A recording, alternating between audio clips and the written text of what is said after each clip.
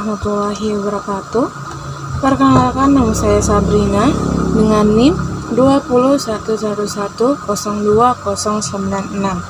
Prodi Manajemen Pendidikan Islam, Fakultas Tarbiyah dan Ilmu Keguruan. Jadi di video ini saya akan menjelaskan hasil proposal penelitian saya. Masalah pendidikan berkembang makin kompleks dan ini menjadi tantangan yang harus disiapkan serta dicarikan solusinya, utamanya dalam upaya mengantarkan lulusan anak didik agar tidak tersisihkan di era globalisasi yang makin kompetitif sekarang ini.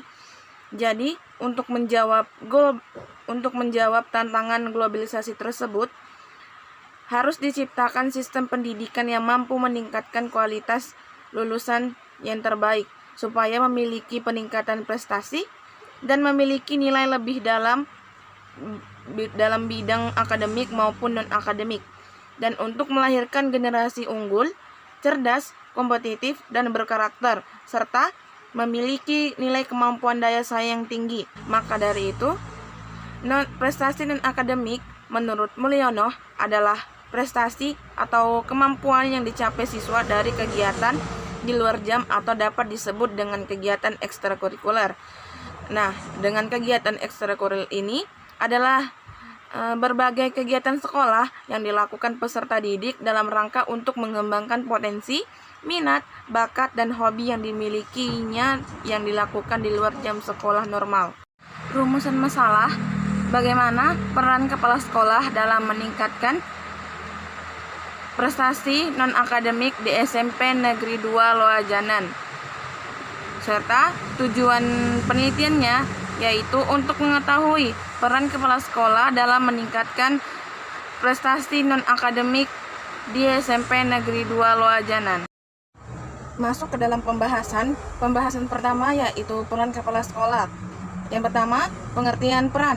Peran dapat diartikan sebagai pelaku yang diatur dan diharapkan dari seseorang dalam posisi tertentu. Pemimpin di dalam sekolah mempunyai peranan. Setiap pekerjaan membawa serta harapan bagaimana penanggung peran berperilaku. Yang kedua, pengertian kepala sekolah. Kepala sekolah tersusun dari dua kata, yaitu kepala dan sekolah. Kepala dapat diartikan sebagai ketua atau pemimpin dalam suatu organisasi atau lembaga. Sekolah merupakan suatu lembaga atau tempat bernaungnya peserta didik untuk memperoleh pendidikan formal. Yang ketiga, kompetensi kepala sekolah. Di dalam Peraturan Menteri Pendidikan Nasional Nomor 13 Tahun 2007, disebutkan juga yang harus dimiliki oleh kepala sekolah dalam kompetensi sebagai persyaratan, yaitu kompetensi kepribadian, manajerial, kewirausahaan, supervisi, dan kompetensi sosial. Ciri-ciri kepala sekolah yang keempat yaitu: yang pertama, mampu untuk menjalankan tanggung jawab yang diserahkan kepadanya. Yang kedua, kemampuan untuk menerapkan keterampilan konseptual, manusiawi, dan teknis. Yang ketiga, kemampuan untuk memotivasi guru, staf, dan pegawai lainnya untuk bekerja. Dan yang terakhir, mampu untuk memahami implikasi-implikasi dari perubahan sosial, ekonomis, dan politik terhadap pendidikan. Yang kelima, peran kepala sekolah. Jadi peran kepala sekolah ini yang pertama itu sebagai edukator atau pendidik. Kemudian yang kedua, kepala sekolah ini sebagai manajer dalam sebuah sekolah. Dan yang ketiga, sebagai administrator. Yang keempat, sebagai supervisor. Yang kelima, sebagai leader atau pemimpin dalam sebuah sekolah. Dan sebagai inovator, sebagai motivator, dan yang terakhir ada sebagai motivator. Karena kepala sekolah ini harus memiliki strategi yang tepat untuk memberikan motivasi kerja kepada para tenaga kependidikan dalam melakukan sebagai tugas dan fungsinya. Bahasan selanjutnya yaitu prestasi non-akademik. Yang pertama, pengertian prestasi non-akademik. Prestasi menurut KBBI adalah hasil yang telah dicapai, sedangkan menurut Umar Zo dan Imam Ghazali di dalam bukunya mengatakan bahwa prestasi adalah hasil penilaian pendidikan atas perkembangan dan kemajuan siswa dalam belajar.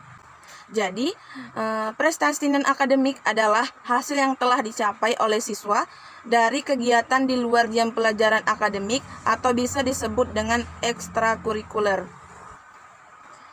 Yang kedua, kegiatan non-akademik atau ekstrakurikuler merupakan kegiatan atau wadah yang disediakan oleh suatu pendidikan untuk menyalurkan minat, bakat, hobi, kepribadian, dan kreativitas peserta didik yang dapat dijadikan sebagai alat untuk mengidentifikasi talenta peserta didik. Selanjutnya, tujuan kegiatan ekstrakurikuler. Yang pertama, kegiatan ekstrakurikuler ini harus dapat meningkatkan kemampuan kognitif, afektif, dan psikomotor siswa.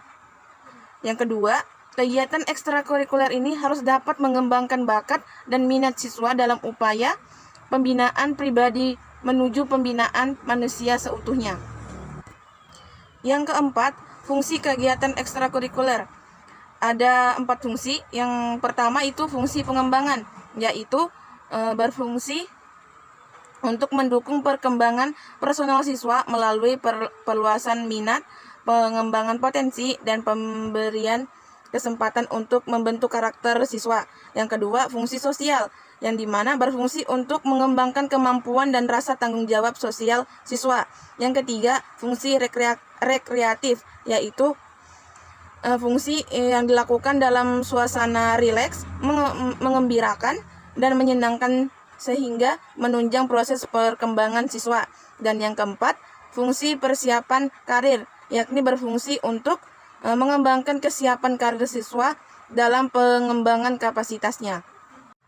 Yang kelima, macam-macam kegiatan non-akademik yang ada di SMP Negeri 2 Lojanan, yaitu terdapat futsal, voli, hapsi, sains IPA, sains IPS, sains matematika, seni menari, seni menyanyi, dan bulu tangkis, serta organisasi murid seluruh. Masuk ke metode penelitian. Yang pertama, jenis penelitian. Dalam penelitian ini menggunakan penelitian kualitatif, yang dimana penelitian kualitatif adalah penelitian yang ditujukan untuk mendeskripsikan dan menganalisis fenomena. Dalam hal ini, objek penelitiannya adalah peran kepala sekolah dalam meningkatkan prestasi non-akademik di sekolah menengah pertama Negeri 2 Lojanan. Yang kedua, pendekatan penelitian. Dalam penelitian ini menggunakan pendekatan kualitatif, yang dimana berfokus pada pemahaman mendalam tentang fenomena yang sedang diteliti dan tidak dirumuskan berupa hipotesis, akan tetapi diharapkan untuk bisa memunculkan hipotesis selanjutnya. Yang ketiga, teknik pengumpulan data. Teknik pengumpulan data ini menggunakan dua penelitian. Yang pertama, penelitian pustaka, yaitu penulis mengumpulkan data yang berhubungan dengan teori tentang sistem informasi manajemen operasional dalam penerapan kompetensi untuk melayani nasabah dari buku literatur dan catatan perkuliahan. Yang kedua, penelitian lapangan, yaitu kegiatan penelitian lapangan yang dimana penulis mencari data yang menjadi objek penelitian untuk memperoleh data penulis, melakukan pengamatan setempat dan wawancara langsung dengan kepala madrasah, dan mengumpulkan data berupa laporan-laporan yang disajikan dan mengumpulkan informasi yang diperlukan. Dan yang keempat, keabsahan data. Keabsahan data ini menggunakan triangulasi. Triangulasi data ini yaitu proses penguatan data yang diperoleh dari berbagai sumber yang menjadi bukti temuan. Yang pertama ada menggunakan triangulasi sumber, yaitu menguji kredibilitas data yang dilakukan dengan cara mengecek data yang telah diperoleh melalui beberapa sumber. Yang kedua, menggunakan triangulasi waktu, yaitu waktu juga sering memperoleh kredibilitas data. Datanya dikumpulkan dengan teknik wawancara di pagi hari pada saat sumber masih segar, belum banyak masalah, akan memberi data yang valid sehingga lebih kredibel. Sekian presentasi dari penelitian saya. Mungkin itu saja yang bisa saya jelaskan. Lebih kurangnya saya mohon maaf. Bila ada kekurangan itu datang dari saya sendiri. Wabillahi taufiq wal hidayah. Wassalamualaikum warahmatullahi wabarakatuh.